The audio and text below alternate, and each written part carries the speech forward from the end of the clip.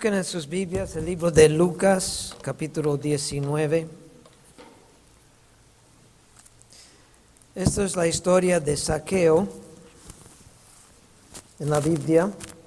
Recuerde, Zaqueo era un cobrador de impuestos y Jesús fue a su casa. Y al final Jesús da la razón que ha venido a este mundo. En el versículo 10 del capítulo 19. Dice Lucas 19:10, porque el Hijo del Hombre vino a buscar y a salvar lo que se había perdido. Vamos a orar. Señor y Padre, queremos que nos hable esta noche por tu palabra y también, Señor, que podamos entender la historia de su sacrificio en la cruz por nosotros. Queremos que nos toque, que salgamos edificados. Los que no te conocen aquí esta tarde, Señor, que pueden escuchar el Evangelio y saber que hay perdón, hay salvación por medio del Señor Jesucristo. Lo pedimos todo en el nombre precioso de Cristo. Amén.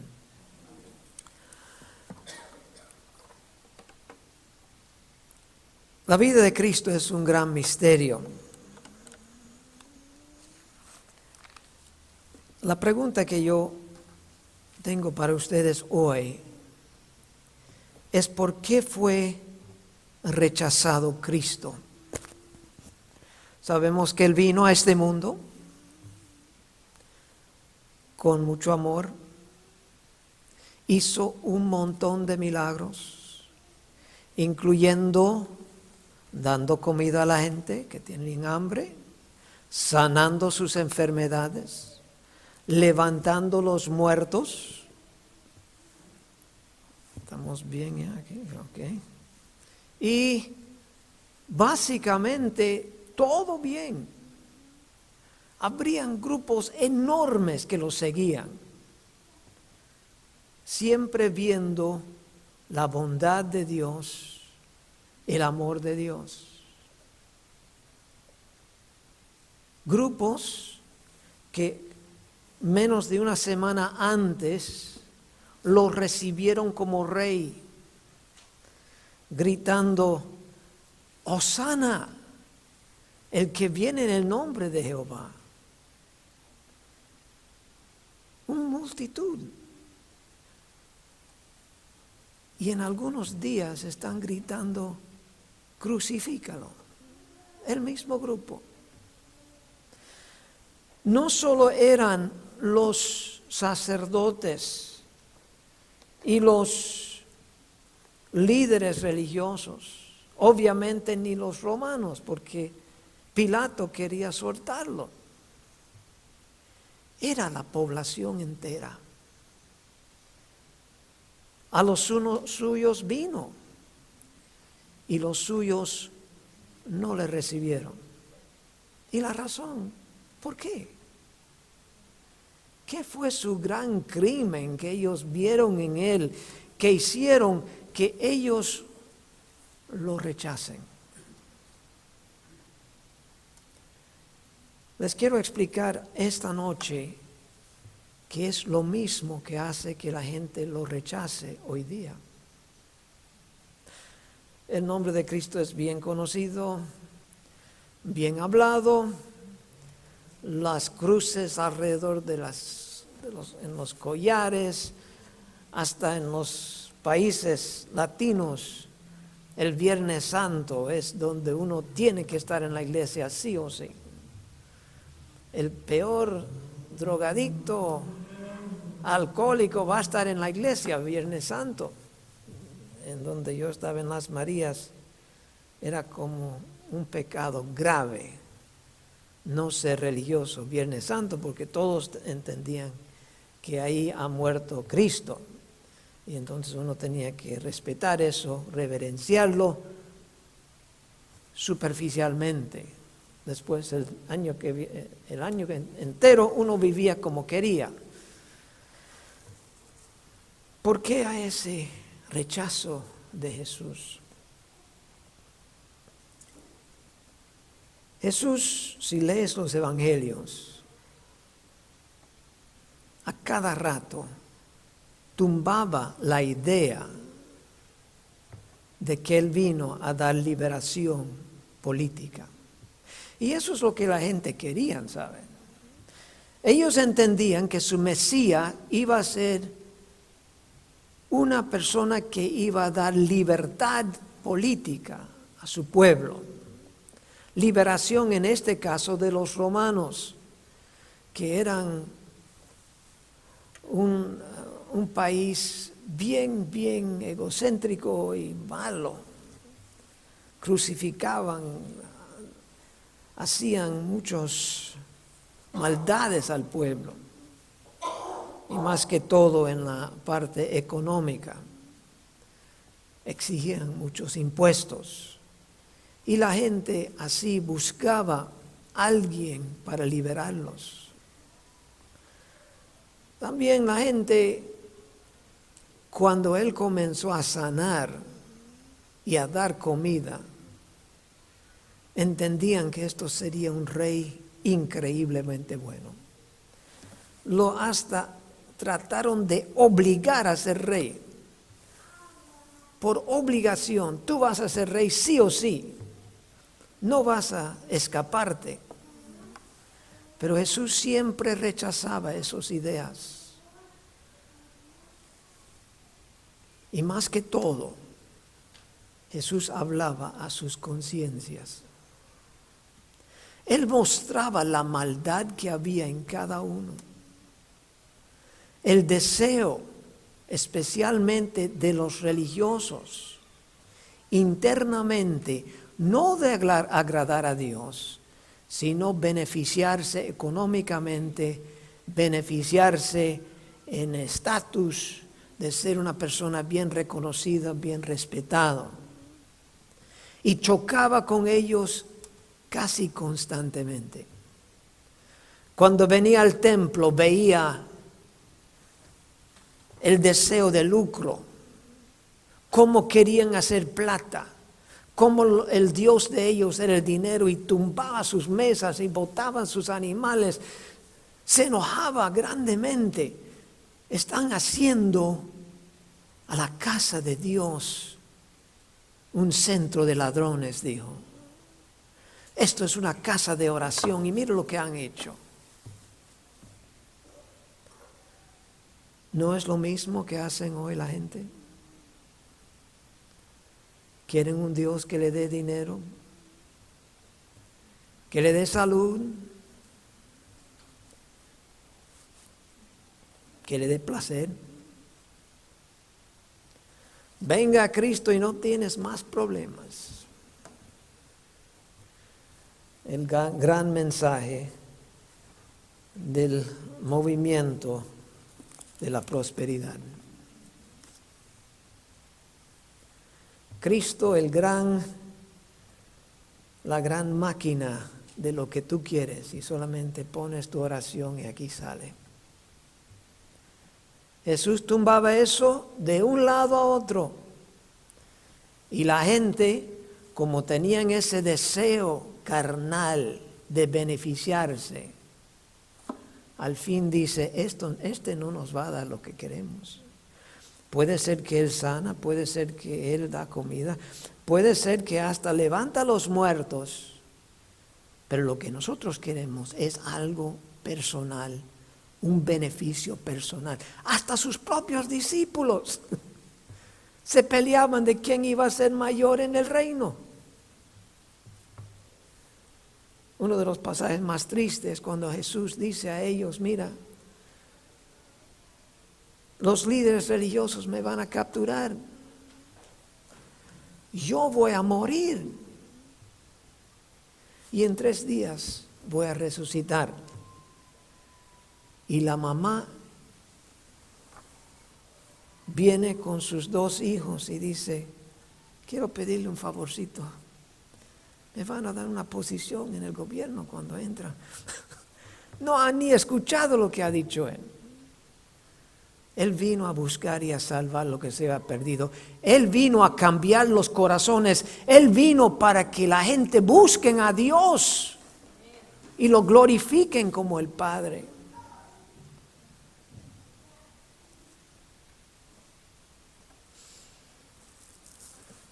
Ahora quiero ver algo que usualmente en nuestros países latinos no está entendido bien. Tenemos las figuras de María con pobre Jesús en su falda, llorando. Y hay esta idea que el pobre Jesús lo han agarrado, lo han torturado, y el pobrecito, qué malos son la gente. Pero yo quiero mostrarle esta noche que Jesús vino a propósito y a propósito se ha entregado para la muerte. No lo agarraron sin que Él quisiera. No han dicho, ay, ahora sí lo tenemos. Y vamos a ver pasajes de la Biblia donde Jesús domina todo el proceso de su crucificación. En cada punto vemos la autoridad de Cristo. Nunca como una víctima, sino como un sacrificio dispuesto a sacrificarse a sí mismo por nosotros. Y eso nos debe llenar de más amor, hermanos.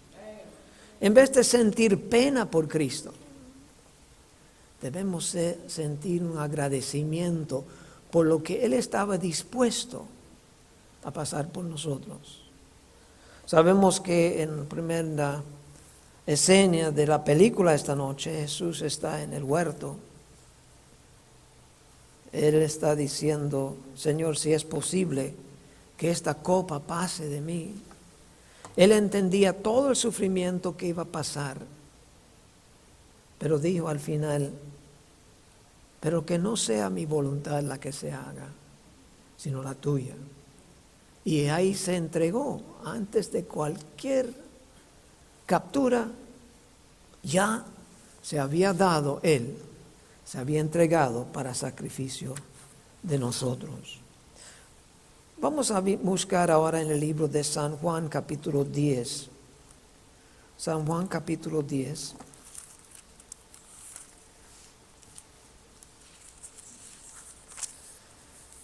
Esto es el famoso pasaje del gran pastor, el buen pastor. Y aquí Jesús nos explica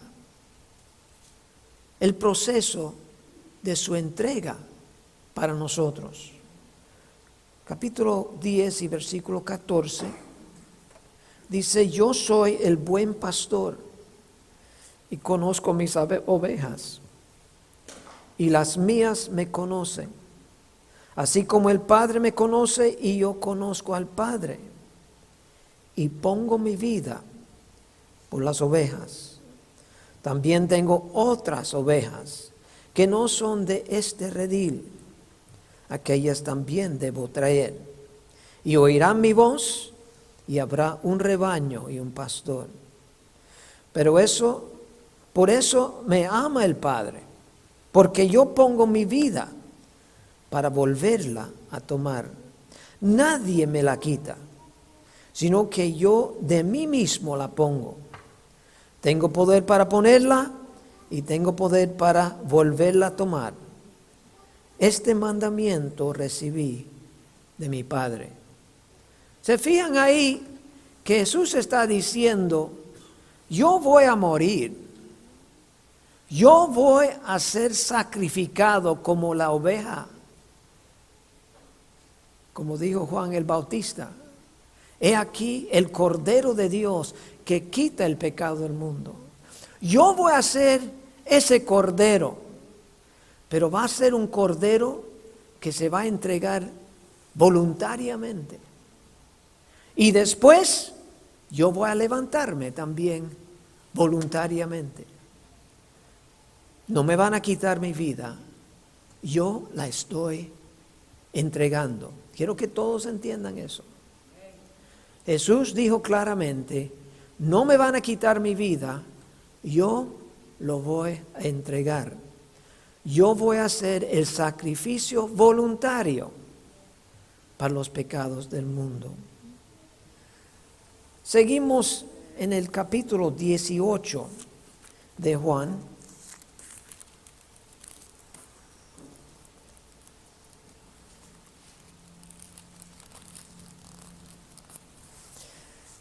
Esto es una parte que estaba un poquito no perfectamente expuesto en la película.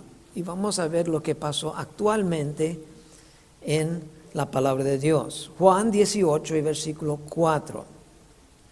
Dice aquí, vemos que Jesús estaba en el lugar con sus discípulos. Vienen ahora los alguaciles y principales sacerdotes de los fariseos, dice versículo 3.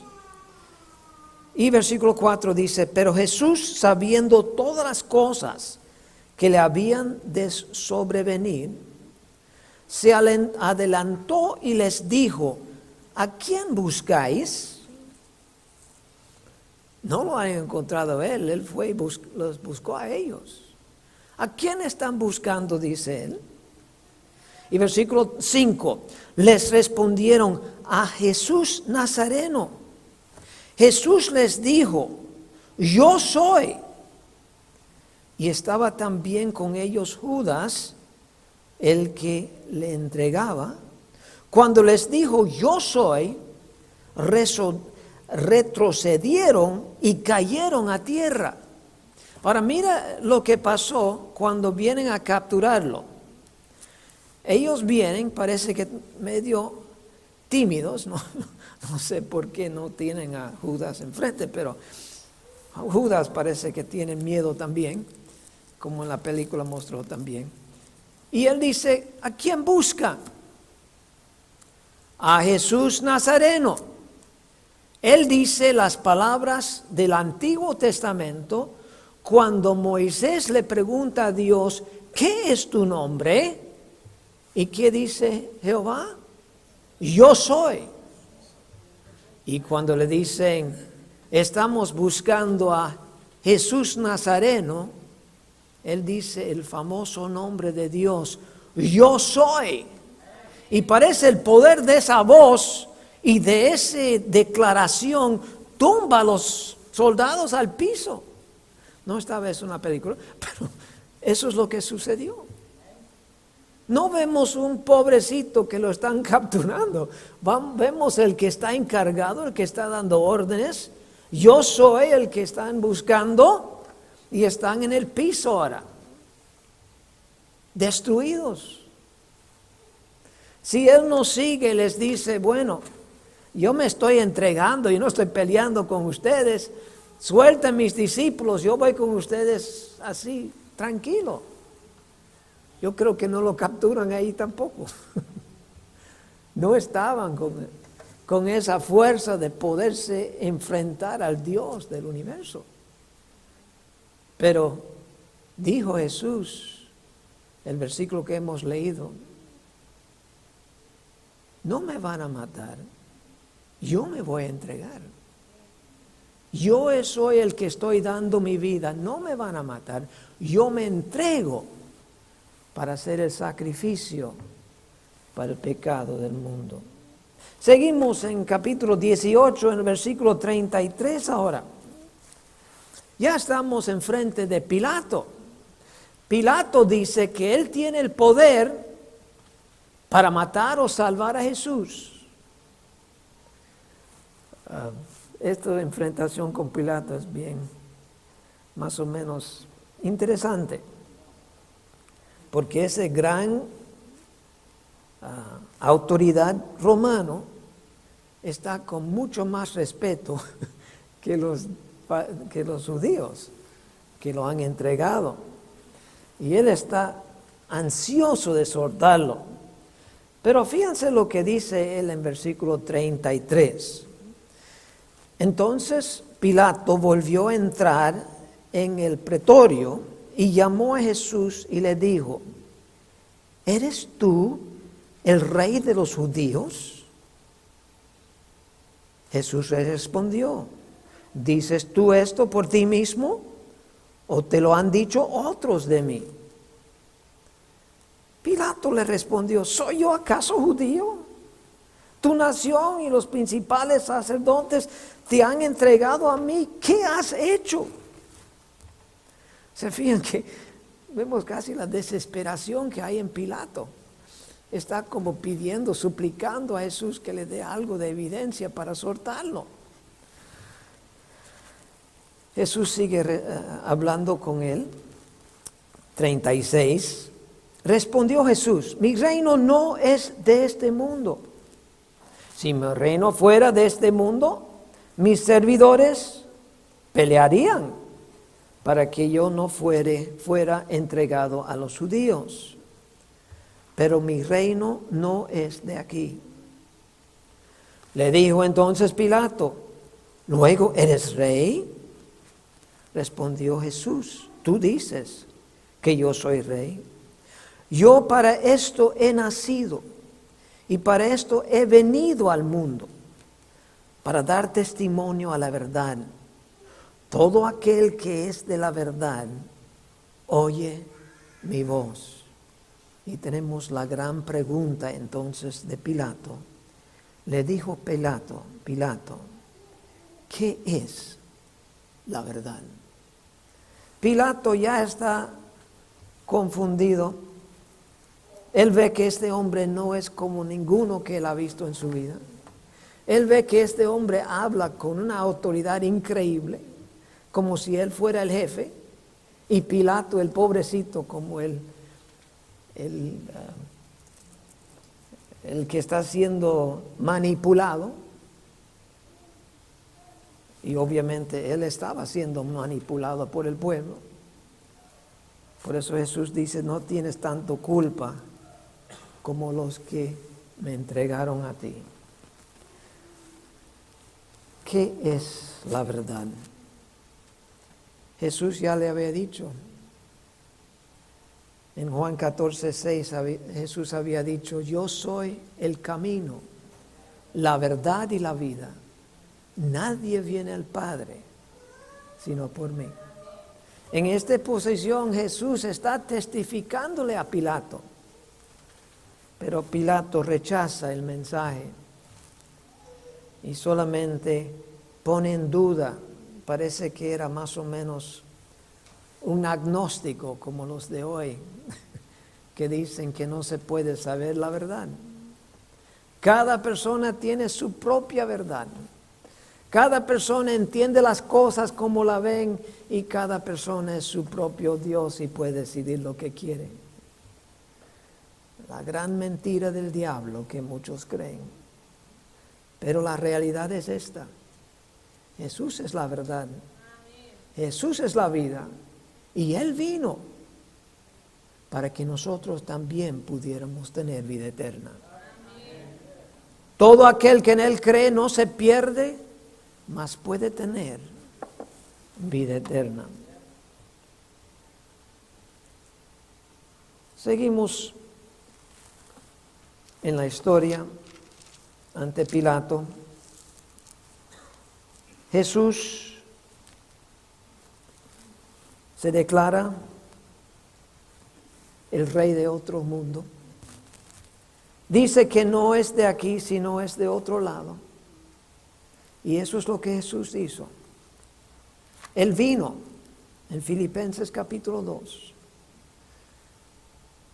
El que era igual a Dios, no tenía nada que hacer para ser igual a Dios. Se despuso de su gloria. Dejó su gloria del Dios eterno y vino a este mundo. Se humilló, tomando forma de hombre, de siervo, hecho semejante a los hombres, y fue obediente hasta la muerte y muerte de cruz. Cristo vino a buscar y a salvar lo que se había perdido. Vamos a terminar con un versículo que explica por qué vino Cristo y explica por qué el mundo no lo recibió. En 2 de Corintios capítulo 5 y versículo 21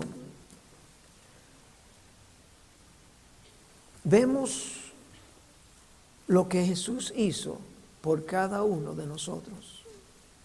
Si tú estás aquí esta noche y tal vez tú no entendías por qué Cristo vino al mundo, tal vez creía que era un mártir, una persona desafortunadamente capturado por gente mala y asesinado, puedes entender ya que Jesús vino a propósito para hacer ese sacrificio por nosotros. Mañana la película nos va a entrar en todos los detalles de todo este sufrimiento que Jesús hizo a propósito por ti y por mí. Dice versículo 21, al que no conoció pecado. Jesús es el perfecto Hijo de Dios, sin pecado. Nunca hizo nada malo en su vida. Él tenía que ser perfecto. Porque para pagar el pecado nuestro, el sacrificio tenía que ser perfecto. Sin mancha. Sin ningún tipo de contaminación. Y así vivió Jesús. Una vida perfecta. Al que no conoció pecado. Por nosotros lo hizo pecado. Dios puso el pecado nuestro sobre Cristo.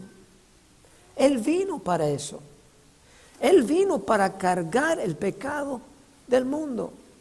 Eso era su propósito de estar en este mundo. Vino a buscar y a salvar lo que se había perdido. Y la única forma de salvarlos era derramando sangre preciosa. Sangre de un ser inocente. Un ser que nunca había hecho nada malo. Al que no conoció pecado, por nosotros lo hizo pecado. Dios puso el pecado de todo el mundo sobre los hombros de Cristo cuando derramaba su sangre en la cruz. En el Antiguo Testamento, el cordero que iba a ser sacrificado, se le ponían las manos en su cabeza y se confesaban los pecados. Y luego el animal fue sacrificado, degollado, simbólicamente tomando el pecado de esa persona. Y el Cordero de Dios Jesucristo vino para eso, para ser degollado en la cruz, tomando el pecado nuestro sobre él, para que nosotros fuésemos hechos justicia de Dios en él. Lo bonito es esto: si estás aquí sin Cristo, Cristo ya pagó tu pecado. Lo que Dios requiere y lo que el pueblo no quería hacer cuando vino Cristo la primera vez, Dios requiere que haya arrepentimiento. El pueblo no quería arrepentirse. Quería los beneficios de los milagros, quería cambiar de reino, quería un rey que los iba a librar de los romanos, pero no querían cambiar su vida interna. No querían admitir que eran pecadores y que necesitaban cambio. Y para tener ese perdón que Dios da, hay que haber un arrepentimiento genuino interno. Un deseo de cambiar. Nosotros no nos podemos cambiar. Tú no te puedes cambiar, yo no me puedo cambiar. Dios nos cambia, pero es requisito que lo queramos. Tenemos que desearlo, tenemos que ver nuestra falla, tenemos que tener una tristeza genuina de querer ser diferente. Y así, al que no conoció pecado, que toma nuestro pecado sobre él, nos da la oportunidad de ser justificados, de ser hechos justicia de Dios en él. Completamente limpio. Dios nos limpia. ¿Y cómo viene eso? Eso viene por medio de la fe. Porque por gracia soy salvo por medio de la fe. Y esto no es de vosotros, no que te portaste bien, no te metiste en una religión. No es por lo que tú has hecho. ¿Por qué entonces? Por la gracia de Dios. Dios quiere salvarlo, Dios lo salvará si pones toda tu fe en el Señor Jesucristo. Reconociendo que Él es el único que nos puede salvar. Él no solamente derramó su sangre por nosotros, sino también fue enterrado y resucitó el tercer día, que vamos a escuchar el mensaje el domingo. Y está vivo hoy. Está vivo hoy. Y tiene poder para cambiar las almas. Tiene poder para cambiarte a ti. ¿Cómo sabes que puede cambiarte a ti? Lo he visto muchas veces. Gente que decían la gente, nadie, ese nunca cambia. Una historia voy a decirle. En Puerto Rico, hay muchos puertorriqueños aquí esta noche. Yo vivía en Las Marías, en las montañas, cerca de Mayagüez, de los que conocen más o menos Puerto Rico. Y trabajaba con un hermano de la iglesia, que pusimos como pastor, y él tenía un padre. Su padre era alcohólico, pero de los alcohólicos que comenzaron cuando tenían 10 años. Él iba a la cama con su botella. Y eso era para siempre, ya tenía 60 años. ¿Cómo puede un alcohólico de esa edad cambiar? Nadie decía. Ese ya es para morir alcohólico, para morir en su pecado, que tenía hartas cosas que estaban mal con él. Tú puedes poner la lista y poner todo lo que tú quieres y ahí va a estar él. Comenzamos a hablar, él tenía el nombre Don Santos, imagínate, con todo su pecado Don Santos. Y nosotros comenzamos a hablarle, yo le hablaba, yo digo, Don Santos, Dios quiere cambiarte a ti, Dios te puede cambiar. Y él seguía, ojalá un día, yo voy a venir a la iglesia un día, ojalá un día, decía, siempre, ojalá un día. Pero nadie le daba esperanza a él. Estás perdiendo tu tiempo, decían a mí. Ese no, nunca, no hay esperanza. Bueno, su hijo también oraba por él. Y eso es parte de la salvación importante, hermanos. ¿Tienes a alguien perdido en tu familia, un amigo? Ore. Y su hijo y yo y muchos de la iglesia estamos orando por Don Santos. El alcohólico que tomaba varios litros al día. Era para morir ya. Él me dice en su testimonio que un día estaba en los cafés. Las Marías es un sitio que tiene café, que es su producto. Son agricultores allá. Y él estaba recogiendo café y de repente tiene esta idea. ¿Por qué no por lo menos intente ser salvo? Algo en su cabeza salió esa idea. ¿Por qué no intenta ser salvo? A ver, no tienes que decirle a nadie, tú lo haces en secreto. Y él estaba diciendo, bueno, no va a hacer ningún daño. Yo puedo intentarlo aquí en los cafés, nadie va a saber, nadie se va a burlar de mí. Y él dice, está bien Dios. Él dice que comenzó a orar. Y dice, Señor, si tú puedes salvarme, sálvame. Yo necesito ser salvo. Mi hijo me ha hablado, el pastor David ha hablado. Yo necesito, si tú puedes, sálvame. Dijo una oración más o menos así. Y él dice que no creía lo que le había pasado. Dice que ya no tenía ganas de tomar. Y su familia de cariño le traían 1 litro de ron todos los días y lo ponía en la mesa y el día siguiente se desaparecía. Y también le traían varios paquetes de cigarrillos, que era otro de sus vicios. Y cuando un día traen su ron y sus cigarrillos y el día siguiente todavía está en la mesa, ya la familia comienza a preocuparse. Se está muriendo papi, dicen. Y cuando llega a 3 o 4 días y todavía el mismo botella de ron está en la mesa, ya están diciendo, ¿qué te pasa, papi? Lo llevan a cuentas. ¿Qué te pasa? Te dijeron que tiene cáncer, ¿qué te pasa? Y ahí obligatoriamente tiene que comenzar a confesar. Y él dice, bueno, yo he recibido a Cristo como mi Salvador. Cristo vino a buscar y a salvar lo que se había perdido. Lo que falta es el deseo nuestro de cambiar y poner nuestra fe en el Señor Jesucristo. Tú dices, yo casi no tengo fe. Eso es lo que pasó con Don Santos.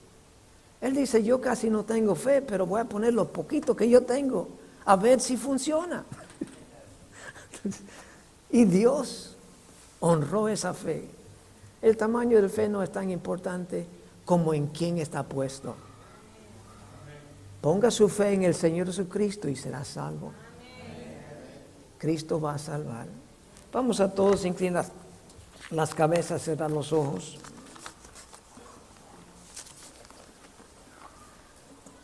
No sé quiénes están aquí. Tal vez estás aquí y por primera vez has escuchado el Evangelio. Tal vez tú dices, ¿sabes algo? Yo necesito cambiar. Yo no soy salvo, yo no conozco a Cristo como mi Salvador. Amigo, sin Cristo aquí, es serio la cosa. Dios es un Dios de amor, pero es un Dios santo. Y habrá condenación eterna. Serán atormentados día y noche por todos los siglos los que no tienen un Salvador. Cristo vino a salvarte a ti. Él vino a buscarte. Si Él está hablando con tu corazón esta noche, no lo rechace, como hizo el pueblo de Dios. El pueblo judío lo rechazó. Dijeron, nosotros no queremos cambiar. Nosotros queremos los beneficios sin ningún cambio interno. Dios quiere cambiarte. Venga a Él y Él te va a cambiar. Él te puede cambiar como cambió a Don Santos, como me cambió a mí y como cambió a todos los que están aquí esta noche, que lo han recibido como su Salvador. Señor y Padre, gracias por este grupo. Pedimos que hables a los corazones, los que somos salvos, Señor, que podamos llenarnos de agradecimiento por lo mucho que has hecho por nosotros. En el nombre de Cristo lo pedimos. Amén. Y si vivimos para Él vivimos, y si morimos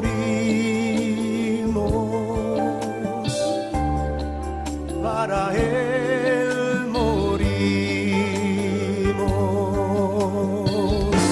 sea